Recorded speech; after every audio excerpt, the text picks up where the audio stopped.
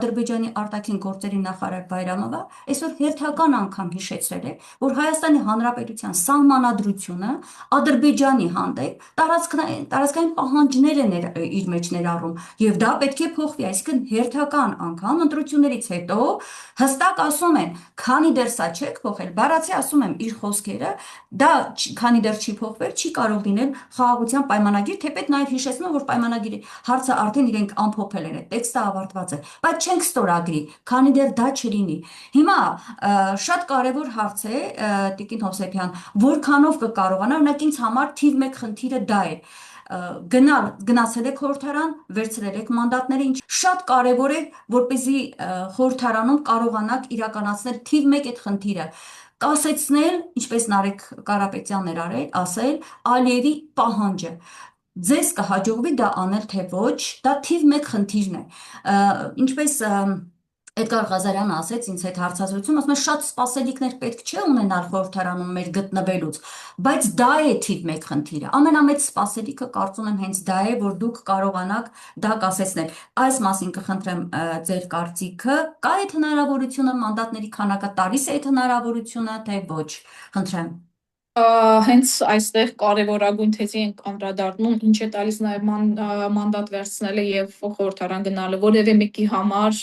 կարծում եմ այսպես հարցականի տակ չի այն հանգամանքը, որ Նիկոլ Կեղծարարի համար կարևորագույն հարցերից է ու նախապայմաններից է դրված սահմանադրության փոփոխությունը եւ այսօրվա դրությամբ անգամ Բարգավաճ Հայաստան կուսակցության չանցնելու դեպքում է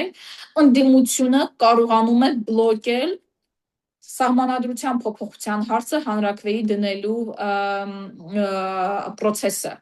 Սա շատ կարևոր է մեզ համար, որովհետեւ խարխլվում են մեր պետության հիմքերը եւ մենք վերցնելով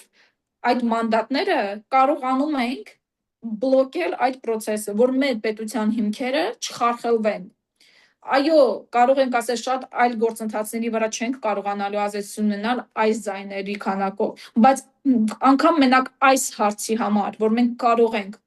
այս process-ները բլոկել, միայն անգամ սրա համար արժե